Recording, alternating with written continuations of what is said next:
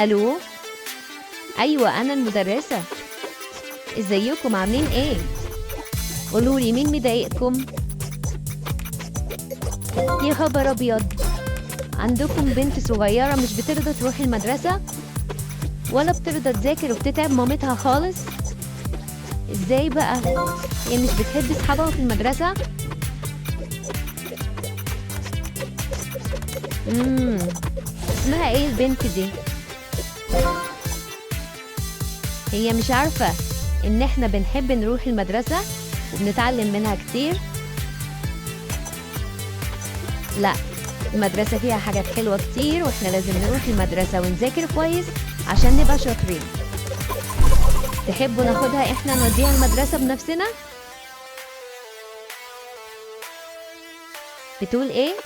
خلاص هي هتروح لوحدها وهتسمع كلام ماما وتذاكر؟ تمام، بس لو ما ذاكرتش وما سمعتش كلام ماما كلموني وانا اجي على طول اخدها واوديها المدرسة بنفسي. عنوانكم فين؟